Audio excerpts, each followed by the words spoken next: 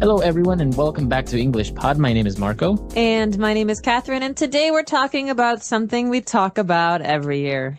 Every year after Christmas, or well, during the Christmas holidays, we talk about New Year's Day, and a very important topic, New Year's resolutions. All right, so we're not going to preview anything today. It's all in the dialogue. But when we come back, we'll be talking more about what you hear and some of the great phrases you can use at the New Year. Did you read this? It says that the number one New Year resolution people make is to spend more time with friends and family. Why would that be funny? Well, think about it. We are a society that is always on the go. Not because we have to, but because we want to. Why? We work hard and spend less time at home because we are trying to provide for our family with goods and services that are usually unnecessary. I don't agree, but anyways, I think you should start thinking of a New Year's resolution yourself. What's the point? We always make New Year's resolutions, and by February, we will have forgotten about them. It's pointless. Well, maybe then you should resolve to sticking to your goals and objectives. What about you? Your gym bag is gathering dust, and you still have brand new running shoes that are yet to be jogged in. Well, I would go if you kept your promise of going to the gym with me every day. Yeah, whatever. All right, great. We're back. So this is very typical, a New Year's resolution that you make, but then people don't really stick to it, etc. They don't? Usually they don't. All right, but you're probably wondering what is a New Year's resolution. So why don't we take a look at this word and many more on Language Takeaway. Language takeaway. Okay, so New Year's resolution, let's break this phrase down. The first phrase is New Year's. So the New Year is January 1st in the West, and it is celebrated on the 31st of December at night when the clock changes to the New Year. And a New Year's resolution, remember that S there, is something that you want to do or to change in the new year. It's a fresh start. Okay, so you pretty much, the verb that you use there is to resolve to do something. So my New Year's resolution is to, go to the gym every day. It's like a promise to yourself. Right. So, and this is very common, right, among Americans. They try and, because it's a new year, it's a fresh start, so they want to start doing something great. Exactly. We can talk about this at the end, but a lot of companies try to use this to sell Americans stupid things. So all right. We'll get there in a minute. But the two people in this dialogue are talking about the idea of spending more time with friends and family. And the other person says, well, sometimes it's hard to do that because you have to provide your family with goods and services. All right. This phrase goods and services is very common, especially in economics and sociology. So what does this mean? And they go together, right? So goods are tangible items, things that you buy, like food or, clothes, a TV, etc. Stuff.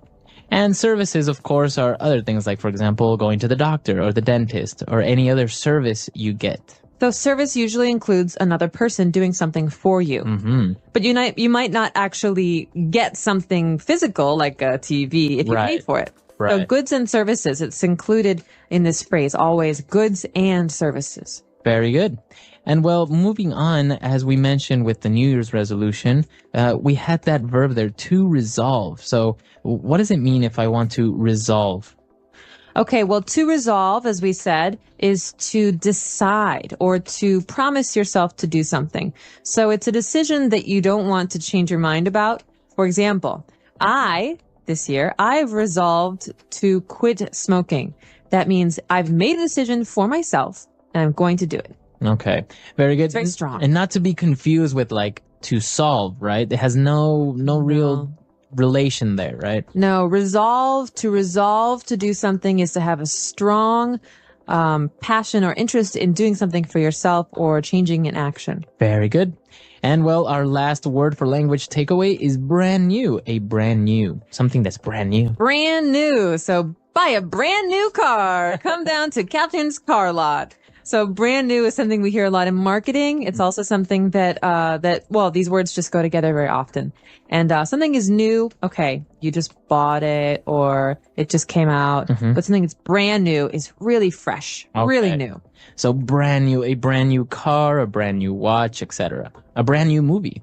a brand new movie, or brand new cereal. Have you ever tried it? Very good. So, great phrases there. Very good. So great words there. Why don't we listen to the dialogue again? And we'll be back with 3 phrases. Did you read this? It says that the number 1 New Year resolution people make is to spend more time with friends and family. Why would that be funny? Well, think about it. We are a society that is always on the go. Not because we have to, but because we want to. Why? We work hard and spend less time at home because we are trying to provide for our family with goods and services that are usually unnecessary. I don't agree, but anyways, I think you should start thinking of a New Year's resolution yourself. What's the point? We always make New Year's resolutions, and by February, we will have forgotten about them. It's pointless. Well, maybe then you should resolve to sticking to your goals and objectives. What about you? Your gym bag is gathering dust, and you still have brand new running shoes that are yet to be jogged in. Well, I would go if you kept your promise of going to the gym with me every day. Yeah, whatever. All right, we're back. So now let's take a look at these 3 phrases on Fluency Builder. Fluency Builder. Okay, this first phrase is very common at gas stations and food, like fast food chains. We say on the go. All right. So he mentioned that we are a society that is always on the go. It means we're always moving.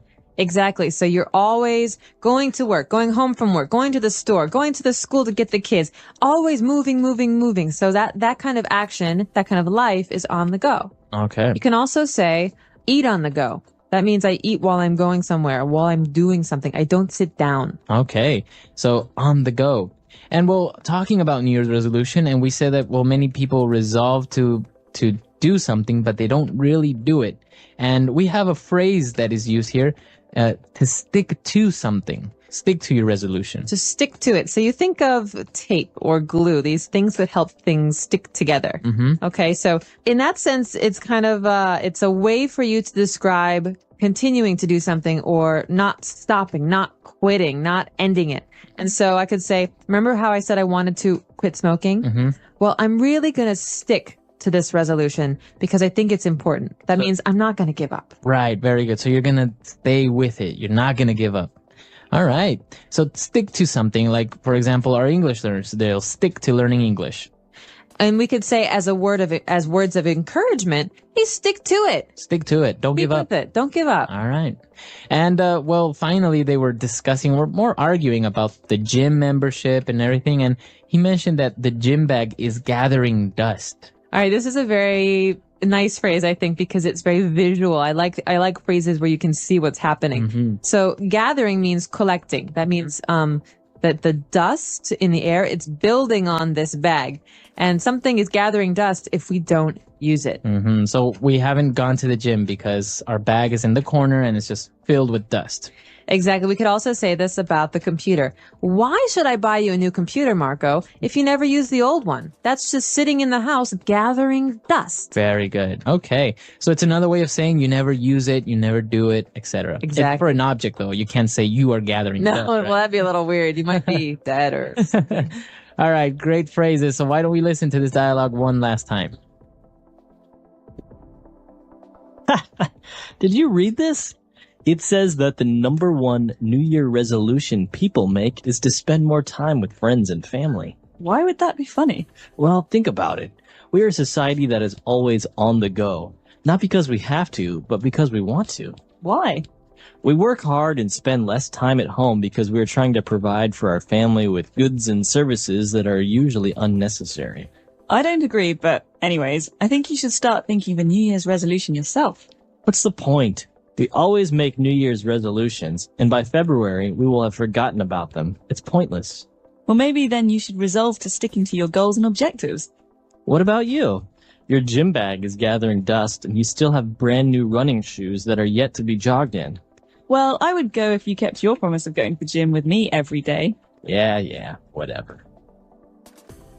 All right, we're back. And as you mentioned, there were some interesting things about this dialogue, especially when they talked about a society that's always on the go. And you mentioned that, sometimes you eat on the go. And I've seen people in the United States that are actually eating while driving. I'm guilty of doing that. Really? Yeah. have no time to actually sit down for like 15 minutes and eat.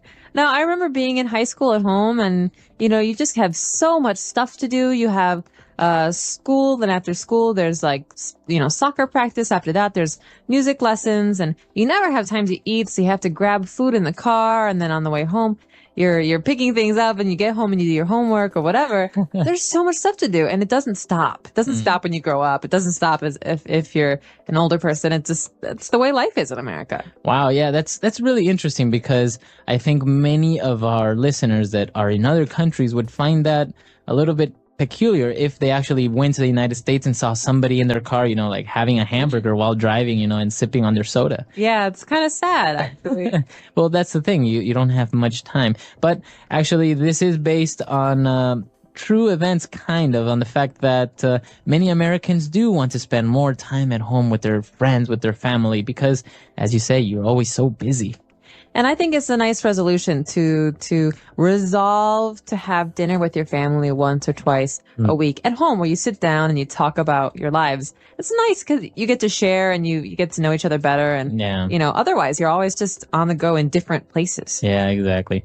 So we want to hear your comments and your opinions about this topic. So why don't you visit our website, englishpod.com, and we'll see you guys there. Don't forget to share with us your New Year's resolutions. Everyone's got one. Yeah. So English Pod. My name is Marco. And my name is Catherine, and it's the Christmas season, Marco, so that means we have a very festive lesson today. That's right. Christmas is coming up, and, well, a tradition among many people around the world is to buy a Christmas tree. That's right. I remember when we used to do this in my family. It was one of my favorite times of the year. So we're going to explore this in today's lesson. After we listen to the dialogue, we'll be back to talk about some of these interesting words and phrases. Back, and as we mentioned, well, the entire dialogue is about a Christmas tree. So why don't you explain what a Christmas tree is? Because many people maybe don't even do or buy Christmas trees. Okay, well, a Christmas tree is usually a green tree that we cut down and we put in the house. Okay, so it's not a real tree with roots in the ground, but sometimes it comes from a real tree outside. And the tree is very small on the top and it goes out like a triangle. Okay, so it's a special shape. And we generally make it look very pretty with lights and ornaments and decorations. And on Christmas, on the 25th or the 24th, it depends where you come from, we put lots of presents underneath the Christmas tree. Wow, it sounds amazing. Well, yeah, and it looks very nice. It does look really beautiful, and it's just a really special part of Christmas. And well, as you mentioned, sometimes the tree is just a fake plastic tree, but many times it's a real tree, and the type of tree that you use is a pine tree. Exactly. And so pine tree is a kind of tree that doesn't have leaves. It has needles. That means that they're long, very thin green pieces that are all over the tree. And you can see these trees in most northern places like Scandinavia, or in America, maybe Illinois and Minnesota and Michigan and Vermont. And they're very, as you say, very unique trees, but they also have a very special smell, the smell of pine. They do. Very nice. It's such a nice smell that a lot of the things that we use in America to clean our houses have a pine smell, right, because it makes the house smell nice. Very good. So a pine tree. The dad brought a pine tree or a Christmas tree home, and, well, the wife was a little bit worried if it will fit. Okay, will it fit? This is a very important question because a lot of pine trees are very, very tall. Right. So if a pine tree is 3 meters tall or 4 meters tall, will it fit is a question we ask. Is it too big? Or is it going to be stuck on the ceiling in the house? Right. And so we could ask this about anything. I just bought a new TV. Will it fit in the living room? I don't know. I'm very nervous. I spent a lot of money. All right. And, well, you were talking about the Christmas tree and how you put a lot of nice decorations on it. And so we say that we decorate the tree. That's right. So the verb here, this is an action word, to decorate. So every holiday season in my family, we take one day and we decorate the tree. That means that we take very small, special ornaments and ribbons and lights, and we put them on the tree to make the tree look pretty. Wow. You can also say decorate the house. Right. Or to decorate the house for a party. So this means to make something look special or pretty. Very good. We've taken a look at very specific words related to, Christmas trees and decorating it. So why don't we listen to the dialogue again, and we'll be back to continue with some more language takeaway. I'm home. Everyone come here. I bought a Christmas tree. Look at this beautiful pine tree. Wow, it's huge. Are you sure it will fit in the living room? Awesome. I'll go get the Christmas lights. Of course it will. Help me put it in the living room. I found the lights. I got the Christmas ornaments. We could also place these stockings next to the chimney. Great idea. While we decorate the tree, we can listen to some good old Christmas songs. All right, we're back. So why don't we take a look at 3 more words on Language Takeaway Part 2. Language takeaway. There's just so many words that are associated with Christmas and the Christmas season that we have to look at them again here in Language Takeaway Part 2. And the first one we've already mentioned. It goes together with the phrase to decorate the tree. Okay, so what do we decorate the tree with, Marco? You mentioned ornaments. That's right. Christmas ornaments. Christmas ornaments. And so an ornament is a thing. It's something that we use to make something else look prettier. And so in this case, ornaments are sometimes round and red or green or gold. We hang them on the tree. And well, in this case, it's a Christmas ornament for the tree, but an ornament can be anything, any nice piece of art or something that you can use to decorate your house, right? Exactly. And in my family, ornaments aren't just those round circles or balls for Christmas. Every family member has a special kind of ornament. So my dad has Santa Claus ornaments, and my mom has bunny rabbit ornaments, and I have angel ornaments. Wow. So everybody has a special one. Oh, that's really nice. And well, apart from ornaments, there is also this tradition of hanging stockings. Okay, so a stocking, you might have heard this word before in the sense of a clothing item. A stocking is like a sock. A big sock. A big sock. And it also means the old stockings that women would wear, like tights. But in this case, a Christmas stocking, is a very, very, very big sock that we hang. And on Christmas, we get to fill it with very special things like candy and toys. Candy, toys, very good. So actually, you hang the stockings, and the common place to do it in, or to put them on, is on the chimney, right? That's right. So there's a fireplace, and usually above the fireplace, there's a shelf. We call it a mantle. And there's a place there to hang these. And the place where all of the smoke from the fire comes out is the chimney. Okay. It's also the place where Santa Claus comes down. Right. So you have the fireplace where you put the wood. You have the mantle, that's the space where you actually put the stockings on. And the tube that goes up and where the smoke comes out of is called the chimney. Right, so you don't want to live there. And Right. then actually the joke is that Santa Claus is definitely too fat to go down the chimney. But it's a special place in the Christmas story because that's what Santa Claus does. Very good. Interesting words. Why don't we listen to this dialogue one last time?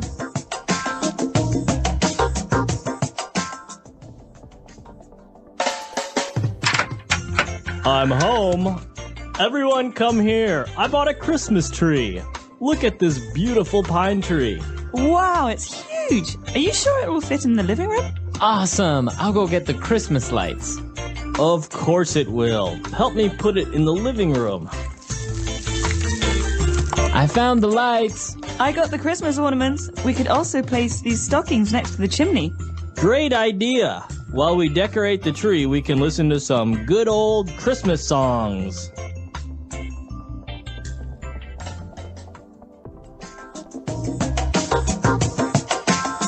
All right, we're back. So as you say, the Christmas season is important in America, and people not only decorate Christmas trees, but also their house, and even outside they put Christmas lights all over the house. They put little statues of Santa Claus and reindeer, and it's a very sometimes lavish thing to do.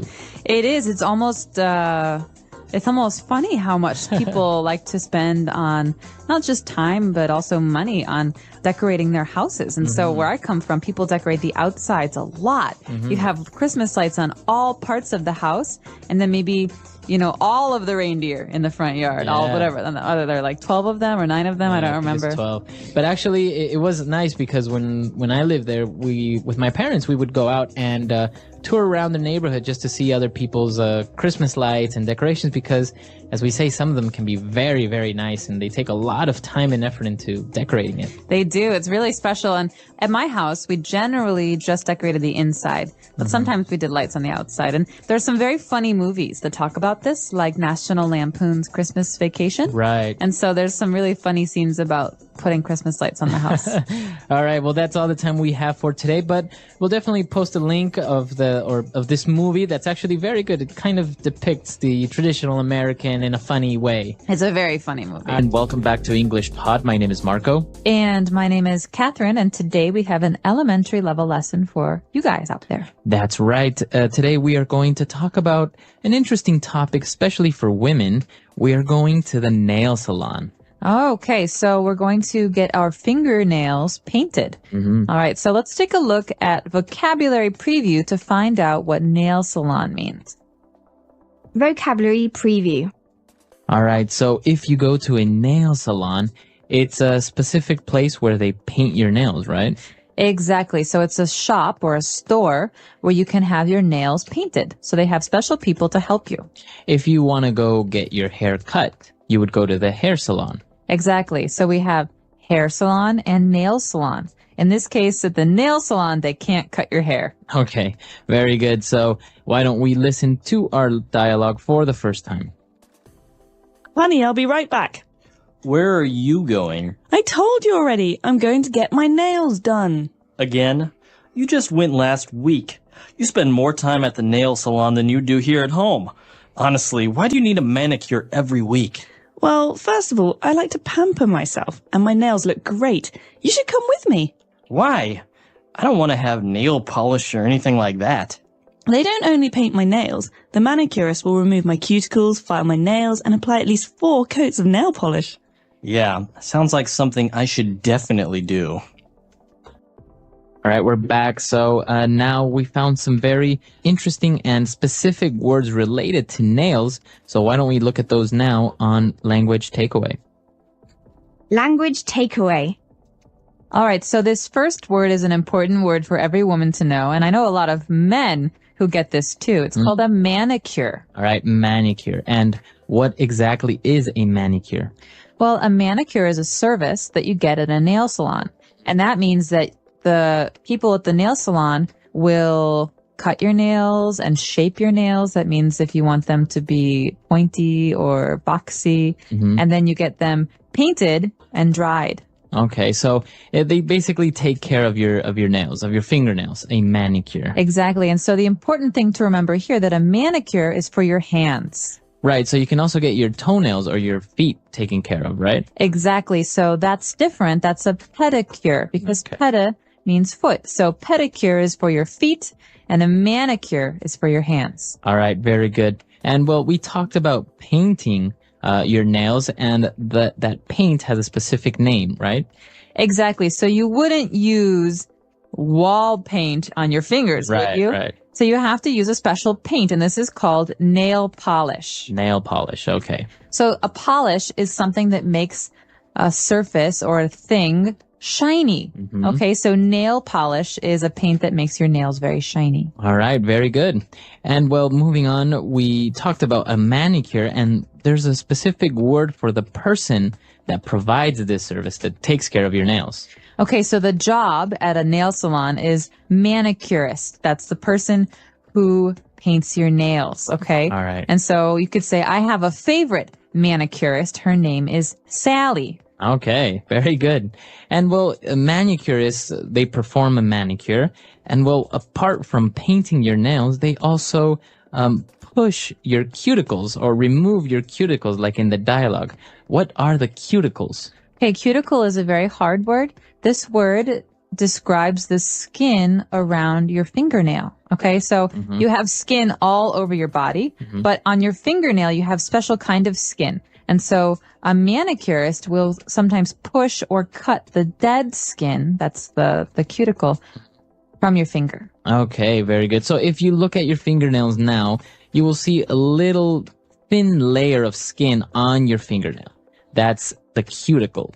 And well, apart from removing your cuticles and painting your nails, they will also file your nails. And this is a verb, to file.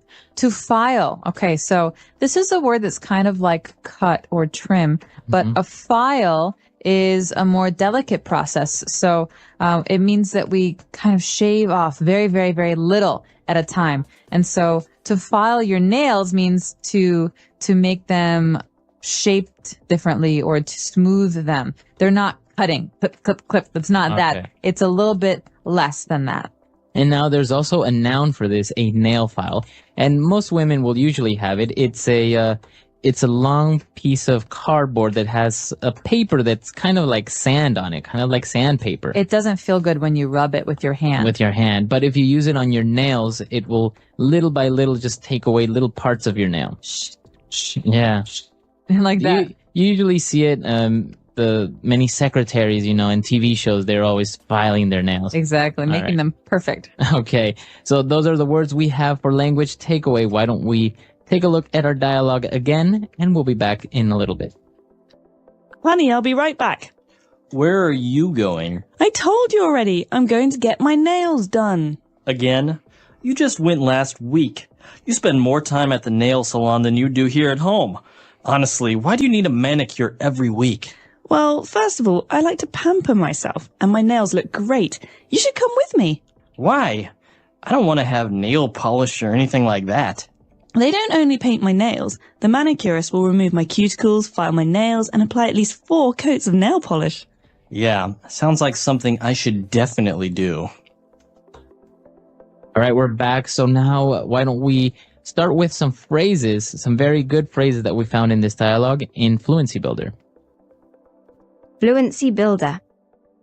This first phrase is really important when we talk about nails because it's the way that we describe going to the nail salon. So I can say, I'm going to get my nails done today. Okay, so to get your nails done, that means that you're going to get your nails cut, filed, painted, etc. I'm going to get a manicure, but that's very, serious. So you could say, I'm going to get my nails done. It's more spoken language. Okay, so I'm going to get my nails done, or you got your nails done. Very good. And well, the woman was talking about why she likes to go get a manicure, and she said that she likes to pamper herself. Okay, this is very common, especially when women are trying to talk about why they spend money on hair and nails and clothes. They say, I like to pamper myself. To pamper means to treat very, very well. Okay. So if you go get a manicure, it's kind of like pampering yourself, or maybe going to a spa. Exactly, or getting a massage. And so we could say also, don't pamper the dog. He's very naughty. So a synonym would be to spoil. To spoil oneself, to pamper. Indulge. Okay.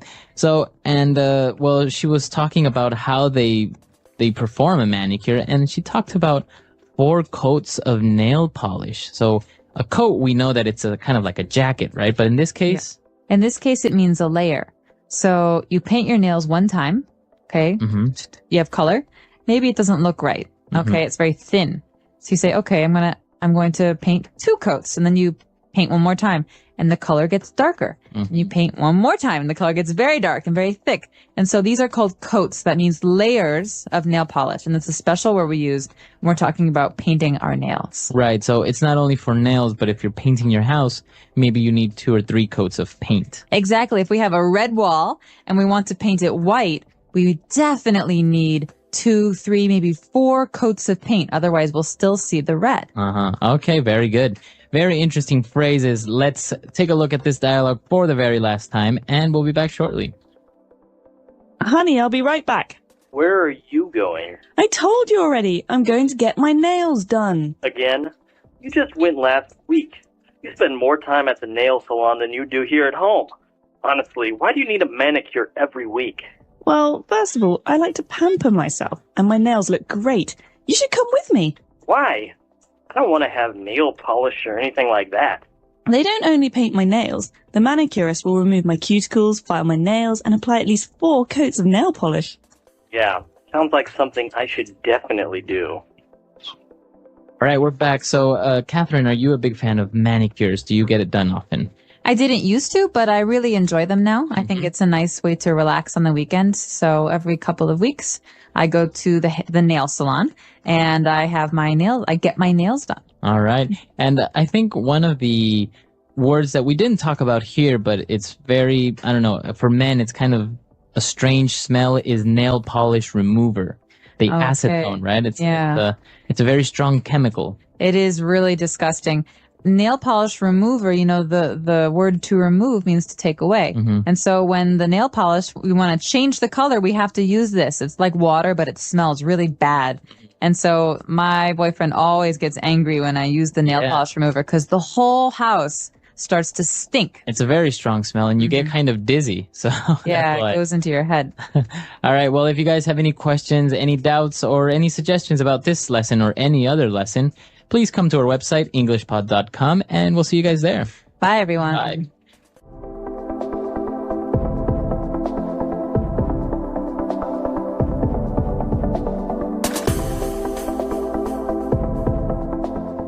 Name is Marco. I'm Amira. Amira and I are here today with an interesting lesson about a hotel situation. Amira, why don't you give us a little bit more information? Well, the situation is taking place in a hotel, and someone is checking in and is obtaining an upgrade. An upgrade. Okay, that's an interesting word. Why don't we listen to the dialogue and then we'll come back and explain all this vocabulary.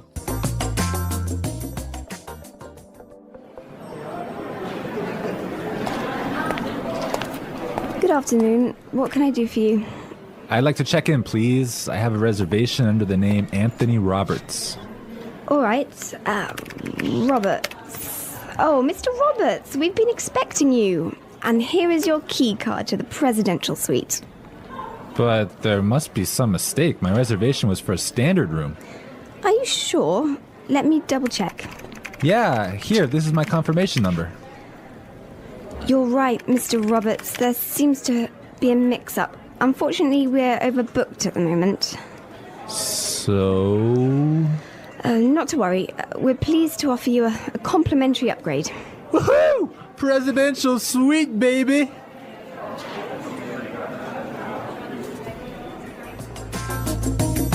Okay, everyone. That is nice, huh? Yeah, the guy is really excited that he's gonna get the presidential suite. Yes, there's some interesting phrases and vocabulary items here, and I know, Marco, you want to talk about some of them. Right. The first one, and this is really useful for all of our listeners who travel a lot. This phrase will come in handy, and it is, I have a reservation under the name. Under the name. Under the name. Under the name. So before we explain this phrase, let's listen to some examples on how it is used in other situations, and then we'll come back and give you more information.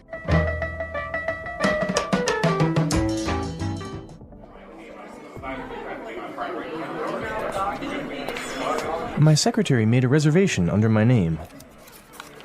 I'm sorry, sir. I don't have a reservation under that name. Do you have a reservation under the name Smith?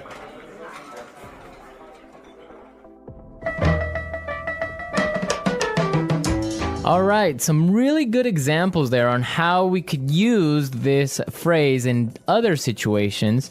But just in case, let me explain it real fast. Under the name means that when you go to the restaurant or a hotel and you tell them your name, they know that you are the person that they have been expecting. They have been waiting. Yes. Well, I have chosen another useful phrase for you, and it is mix up. Mix up.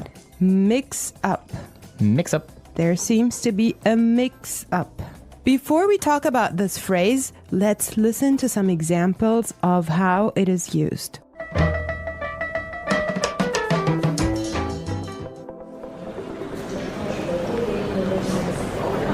There was a mix-up at the airport and my bags were sent to Antarctica.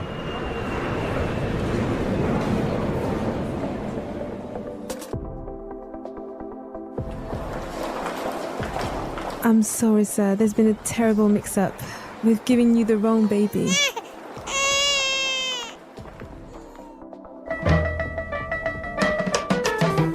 Okay, that was useful and funny. Yeah, that's the baby situation. Oh my God, imagine that happening. Yeah, I know. Well, guys, so a mix-up is a confusion or a misunderstanding. Exactly. Well put. All right, Marco, what do you have for us? Okay, the next word that we should take a look at is overbooked. Overbooked. Overbooked. Overbooked. What does that mean? So if a hotel or a flight is overbooked, it means that they are full. They are more than full. Right, so they cannot accept any more people. Exactly. Okay, now why is this phrase useful? Because it happens all the time. There's so many other situations where you can use this word or hear it from other native English speakers. For example, a bus or a train can be overbooked. Exactly, that's really common. Okay, let's take a look at the last phrase for today, and that is complimentary upgrade. Complimentary upgrade. Complimentary upgrade. Complimentary upgrade. So this means that, for example, when the hotel is overbooked and all of their standard rooms are full, they will give you a better room, a more expensive room, but free. Yes, because it was not your fault. Right. This also happens sometimes, if you're lucky, on airplane flights. Yes. So if you are in economy class and an airplane, but for some reason it's overbooked, they will move you to business class or first class for free. I have a similar story, but I'm not going to tell you about it now. For now, let's go and listen to the dialogue one more time, and when we come back, we'll talk some more.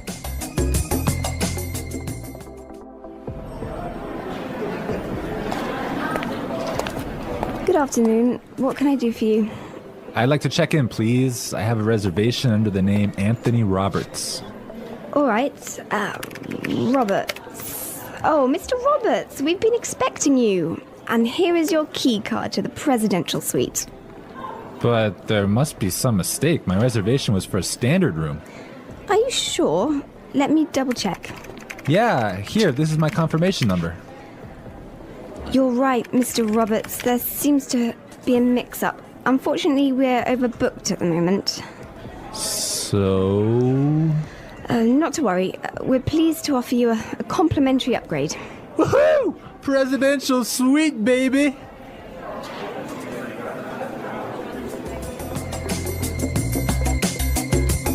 I love listening to this dialogue. It's just so nice to see that someone is enjoying his upgrade so much, huh? Yeah, especially since he was expecting just a really normal room and now he's gonna be treated like a king. So Marco, have you ever gotten a complimentary upgrade? Yes, I did. When I was traveling through India, I bought a normal seat in the train, but for some reason, it was overbooked. So I talked to the station manager and I got a complimentary upgrade to first class. I had a similar experience as well. I was flying from Shanghai to Qatar and I actually had an economy seat, but for some reason they just upgraded me and I was so happy. Oh, really? Yes. It wasn't overbooked? Well, I'm not sure because normally the night flight is not that full, but they upgraded me for some reason and I was so happy. It was an upgrade to first class. Wow, that's really cool. Yes. I would prefer a first class upgrade on an airplane. Yeah, any day. Well, you know what really amazed me was like the food you get there. You know, you have a 5-course meal. Oh, really? Yes. And you get all the drinks you can get, right? Exactly. Wow, I would be really happy there. All right, everyone, we're out of time today, but be sure to listen tomorrow because we'll be back again with another great podcast. And also, don't forget to go to our website at englishpod.com and leave us all your questions and comments in our community forum. Yes, and we would also appreciate your suggestions. And I hope you enjoyed the lesson today. And Marco and I will be back tomorrow with another great lesson for you. But for now, it's bye. Bye.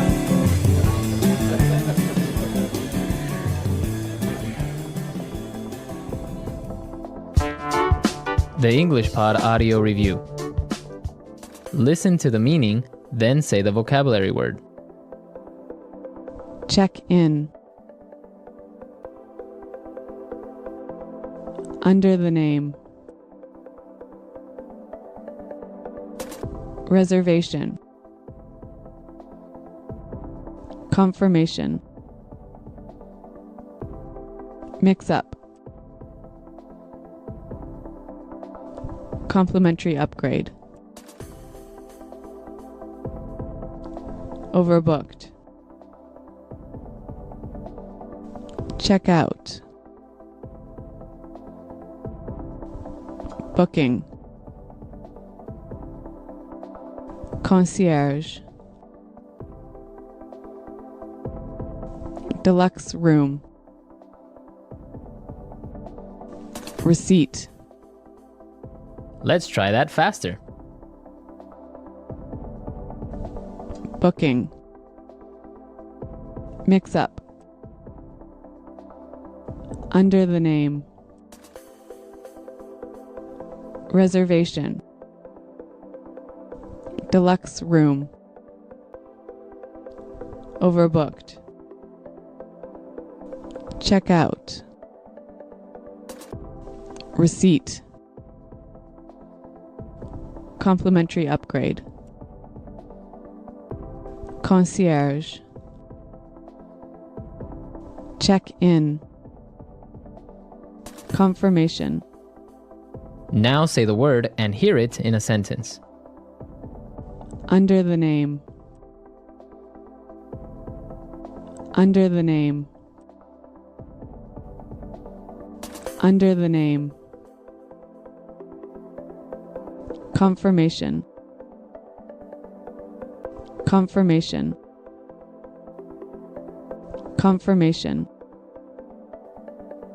Mix up. Mix up.